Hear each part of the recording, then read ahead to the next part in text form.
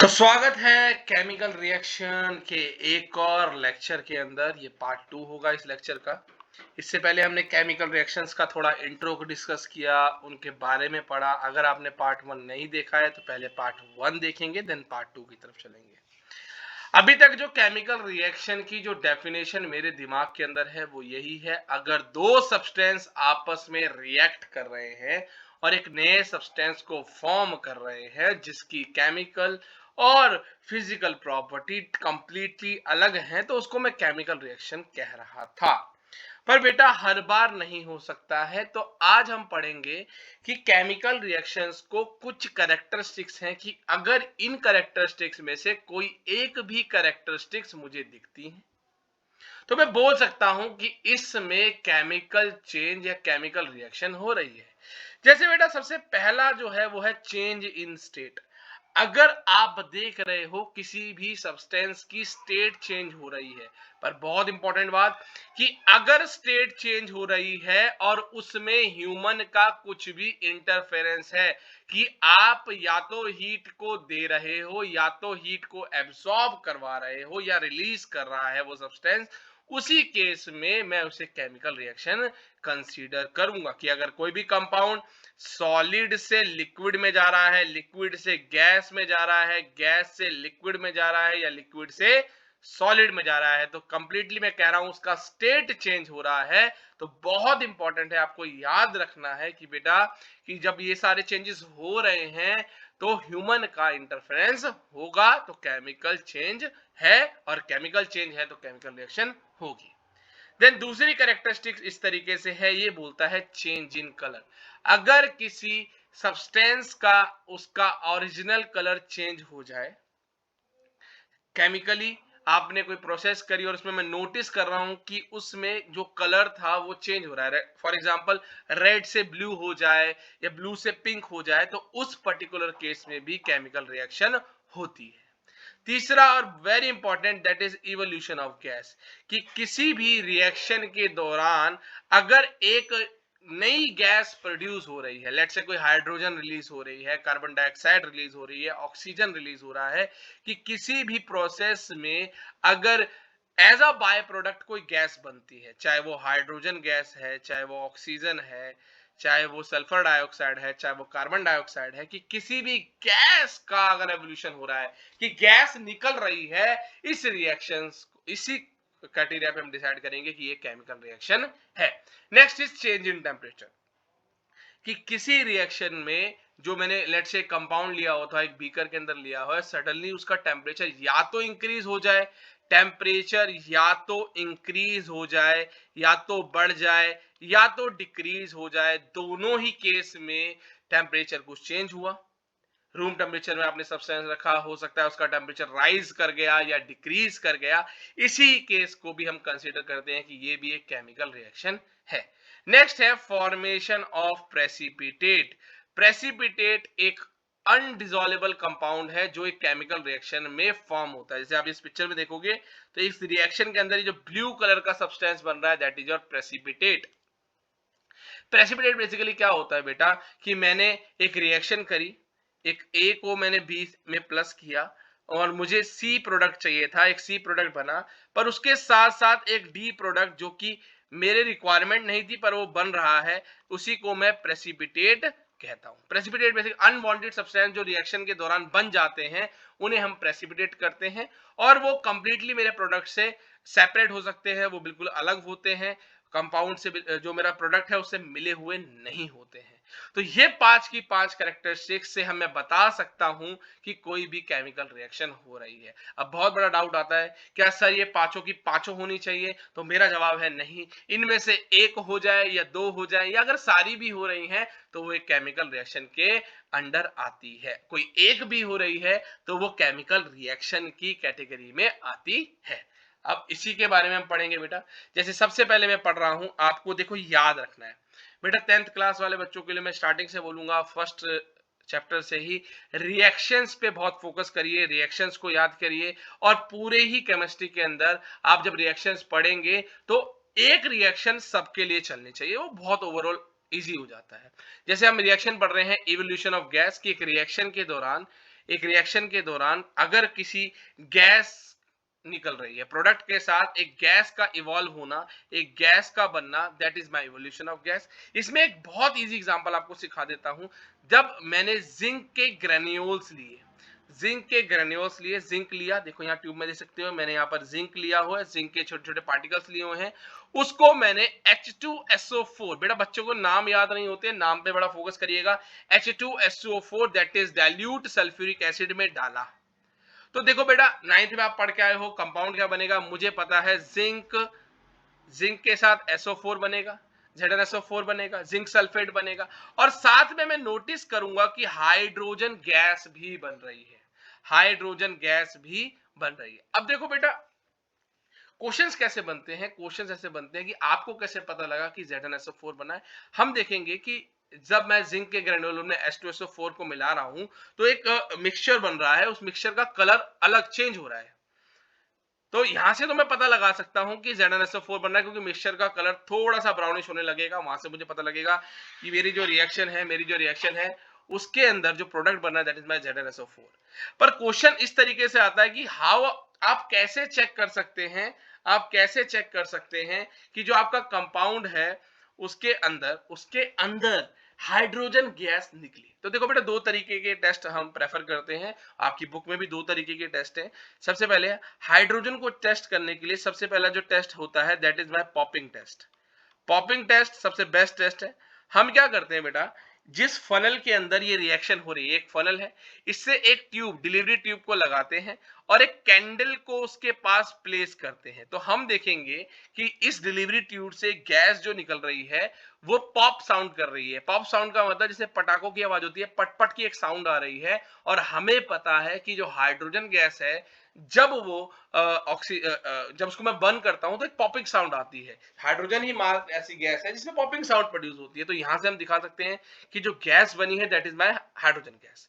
दूसरा टेस्ट क्या है बेटा, हम क्या करते हैं, एक बीकर लेते हैं, उसमें एक सोप सॉल्यूशन डालते हैं और इस डिलीवरी ट्यूब का माउथ उस सॉफ्ट सॉल्यूशन के अंदर डालते हैं। तो हम देखेंगे यहां पर ना बबल्स बन रहे हैं।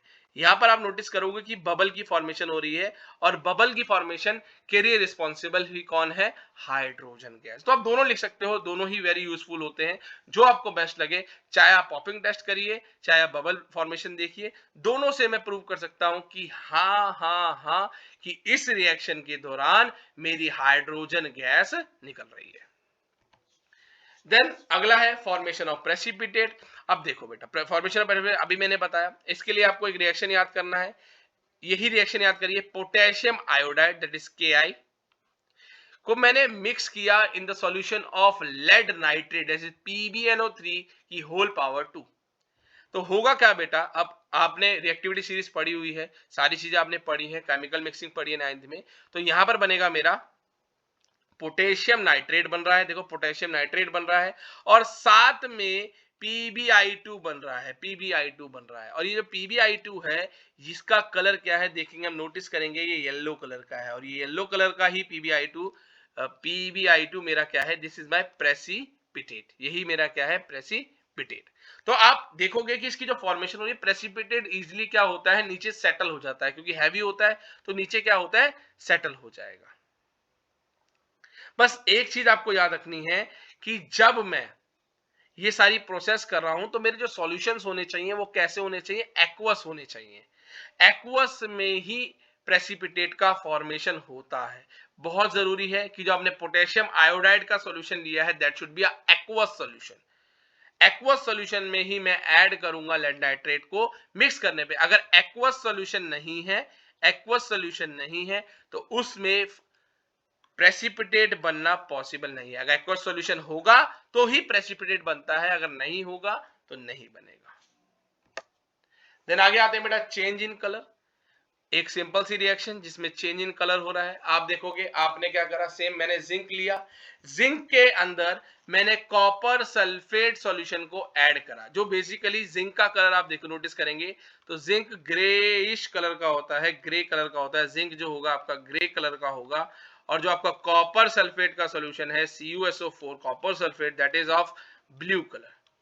इन दोनों को मैंने मिक्स किया तो जो मेरा जिंक सल्फेट ZnSO4 बन रहा है, इसका मैं नोट करूंगा, इसका जो कलर है दैट इज कलरलेस, इसका कलर ट्रांसपेरेंट हो जाएगा। यहाँ आप देख सकते हैं ये जो कलर है दैट इज प्रॉपरली कलर गायब हो चुका है।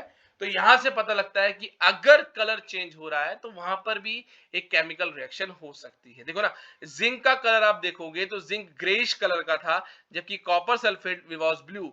दोनों को मैंने मिक्स किया, तो मिक्स करने से मैंने नोटिस किया कि जो मेरा प्रोडक्ट बना है दैट इज कलरलेस, पूरा ही कलर गायब हो गया। तो ये एक बेस्ट एग्जांपल है जो आप कलर के लिए याद कर सकते हैं। देन चेंज इन टेम्परेचर, देखो बहुत ही इंपॉर्टेंट है बेटा, कह दूंगा इसको, बहुत इंपॉर्टेंट दिस रिएक्शन क्विकलाइम की। क्विकलाइम से सेकलाइम बनाना, मतलब इसको तो important important very very very very very important, क्योंकि बहुत सारी रिएक्शंस में मैं इसको लिख सकता हूं। अब मैंने बेटा एक बीकर लिया, उस बीकर के अंदर मैंने क्विकलाइम का सॉल्यूशन, क्विकलाइम बेसिकली इसका जो नॉर्मल नाम है calcium oxide, calcium oxide is called quicklime. उसमें मैंने वाटर को ऐड किया, तो मैं देखूंगा यहां पर कैल्शियम हाइड्रोक्साइड बन गया, that is slaked lime, that is your calcium hydroxide, that is your calcium hydroxide. तो क्विकलाइम से स्लेक्लाइम बनता है। तो जब मैंने इसको देखा, अब अगर मैं बीकर को टच करूंगा, अगर आप बीकर को टच करते हैं तो आप देखेंगे आपका बीकर गर्म हो रहा है, उसमें से हीट बाहर निकल रही है, हीट प्रोड्यूस कर रहा है। अगर ये प्रोड्यूस कर रहा है तो मैं इसको बोल सकता हूं that is it is a exothermic. आगे समझाऊंगा एक्सोथर्मिक क्या होता है। एक रिएक्शन जिसमें हीट निकल रही है, आप देख रहे हो कि आपके बीकर का धीरे धीरे ग्रेजुअली क्या हो रहा है, जैसे ही आप क्विकलाइम के अंदर वाटर को ऐड ऑन कर रहे हैं, तो देखेंगे आपकी बीकर का टेम्परेचर बढ़ता जा रहा है। तो यहां से दिख रहा है कि अगर चेंज इन टेम्परेचर भी होता है तो उसको भी केमिकल रिएक्शन में कंसीडर कर सकता हूं। Then exothermic reaction, very important topic is your exothermic reactions. दो टॉपिक है, that is one is your exo and another one is your endo. देखो बेटा, नाम के अंदर ही छुपा हुआ है exo. Exo means exit, endo, endo means entry. ऐसी रिएक्शन जिसमें हीट निकल रही है, हीट रिलीज हो रही है, ऐसी रिएक्शन को हम एक्सोथर्मिक रिएक्शन बोलने वाले हैं। ऐसी रिएक्शन जिसमें हीट रिलीज हो रही है, हीट निकल रही है, उनको हम एक्सोथर्मिक रिएक्शन कहेंगे। जैसे for example carbon carbon plus oxygen आपको देता है calcium oxide, calcium hydroxide plus heat. Carbon, carbon में आपने कंबशन रिएक्शन है बेसिकली, कार्बन में मैंने ऑक्सीजन को ऐड किया, CO2 बना और हीट निकली, बहुत सारी क्या निकली, हीट निकली। तो ऐसी रिएक्शन जिसमें हीट प्रोड्यूस होती है इनको हम एक्सोथर्मिक कहते हैं। Then next is your endothermic.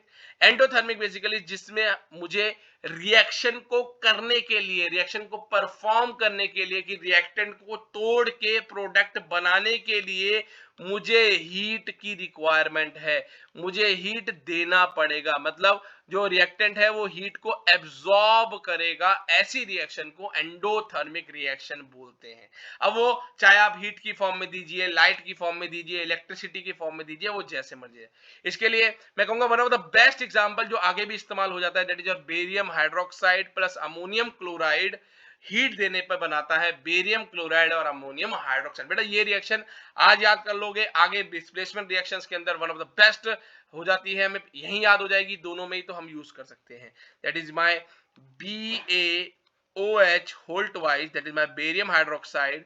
इसमें मैंने ऐड किया अमोनियम क्लोराइड, इसको मैंने हीट किया तो barium chloride plus ammonium hydroxide. तो यहां पर आप हीट इनपुट दे रहे हो, तो हीट को देना is called endothermic reactions. Then example of change in state, इसका सिंपल सा एग्जांपल है बर्निंग ऑफ वैक्स। जब मैं वैक्स को बर्न करता हूं तो वैक्स दैट इज सॉलिड, ये सॉलिड होती है, और आप देखोगे ये मॉल्टन फॉर्म में, यहाँ पर लिक्विड फॉर्म में प्रेजेंट होती है। तो it is the one of the best example जो हम दे सकते हैं चेंज इन स्टेट में। तो ये सारे कैरेक्टरिस्टिक्स थे। अब आगे चलते हैं बेटा, थोड़ी और बातें करते हैं। केमिकल रिएक्शन के बारे में हमने सब पढ़ा।